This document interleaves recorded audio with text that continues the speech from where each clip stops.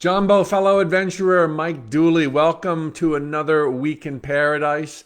Every day I do spiritual tune-ups at 9:15 New York City time. I answer your questions. So the question I've got on deck today, Mike, can I imagine future plans with a specific someone? Now that's a really good question. In detail, the question goes like this. I'm in a committed long-term relationship where we have many future plans together. Is it okay to visualize with my partner in the picture, or does this mess with the hows you talk about? If I visualize future experiences to share with a generic perfect partner, I kind of feel like I'm brushing off my current partner who I love deeply. Perhaps this is part of loving without attachment. It is kind of loving without attachment, but let me bring everybody else up to speed with the dilemma that you face. We are natural born creators. Our thoughts unfailingly become the things and events of our lives. But there are a few, very few areas where some dreams might never come true. Now, I know that sounds wonky and wrong. That sounds so wrong. But when you understand what those areas are, you totally get it. And you're like, well, yeah, of course. But it's not so of course when you're head over heels in love with somebody. Either you want to start a relationship or you've already got the relationship. And this answer applies to both. So the thing here, the Bermuda Triangle of manifesting. If you have a dream that depends upon a specific someone behaving a specific way, that dream may never come true. You can't manipulate other people. You can't make, Roxanne or Gertrude fall in love with you any more than somebody else could manipulate your life path, saying, hey, my thoughts become things and I want, fill in your name here, to fall head over heels in love with me. You can't do that. Might never happen. It might happen. You can influence it. That's where we're going. Just FYI, I've talked about the Bermuda Triangle in earlier tune-ups. There's like 170 tune-ups just since March. So look for that. I'll tell you, don't mess with specific people behaving specific ways. Don't mess with the cursed hows. That means you want to dream of wealth and abundance, health and healing, creative fulfillment. Don't tell divine intelligence, and this is how I will get there.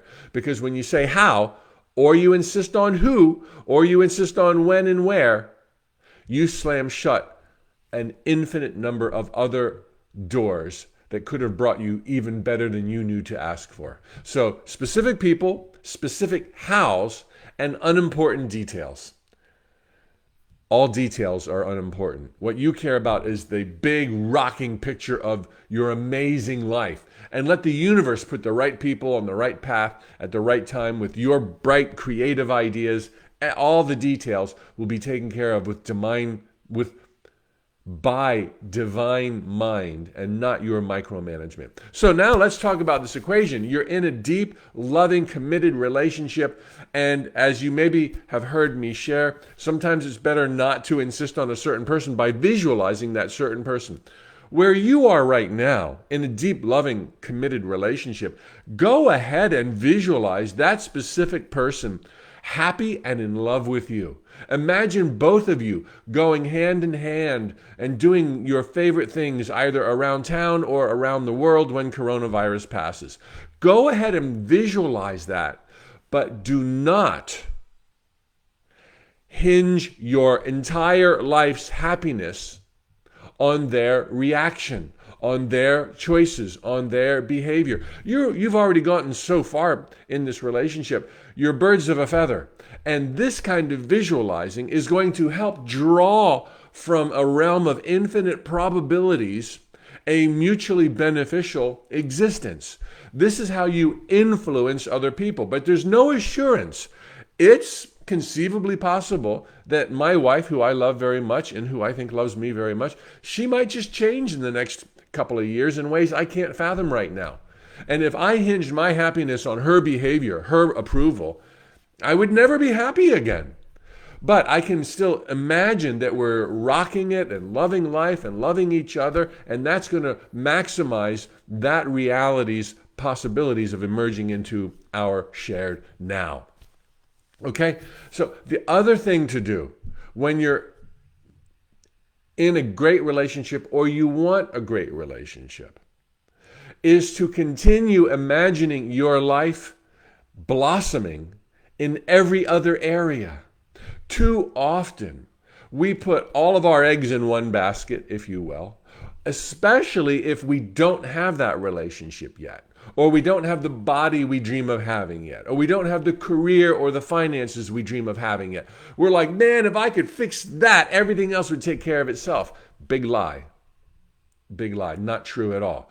Continue living a well-rounded life on every front, enjoying what you already have, who you already are, while you have priorities in terms of a new relationship, financial abundance, health and healing, weight loss, whatever. Focus on those things. Imagine that they have come to pass the way you want to.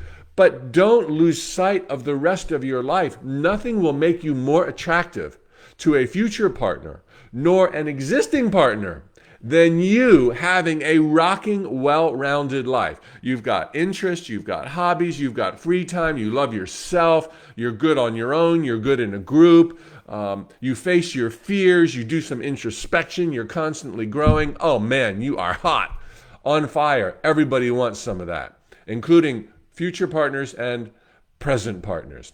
So I hope that kind of hits the nail on the head right now for you. Don't put off your happiness for anyone under any circumstances, ever. All right? Thanks for being here. Thanks for letting me do what I do. If you want a new relationship, just so I could speak to that real quick, I knew there was something I wanted to say. It's very much the same as if you're already in a relationship. Yes, you can imagine a certain someone behaving a certain way, falling head over heels in love with you. Just don't insist that it must be that person or no one else. That's the problem. You can always visualize hows, whos, wheres, details, the Bermuda Triangle. Just don't insist. You can visualize anything. Just don't insist on your idea of how, who, when, where, bling, blingity, bling. Let there be room for even better. So you can visualize people. Just don't insist on their behavior. But by visualizing specific people, you will maximize chances that they step up their game to meet and equal your vibrations. Every day I answer your questions. Tomorrow I'm going to start celebrating a new book that's coming out, the paperback release of A Beginner's Guide to the Universe. Can't wait to dive into that. But post your questions down below. I copy and paste them onto my work sheet, and that gives me talking points going forward. Have an amazing week in paradise, fellow life adventurers. May all that you wish for today and forever be the least that you receive. Tally ho, Winnie, Alexandra, Chris, Linda, Sheila, Dominique on Facebook, and then Vastina on Instagram. Where are you from? And Yang Yang, glad you're here. Kat, Animal Reiki Lady, Angela. Okay, there we go. Okay, love all of you. Tally ho, amigos.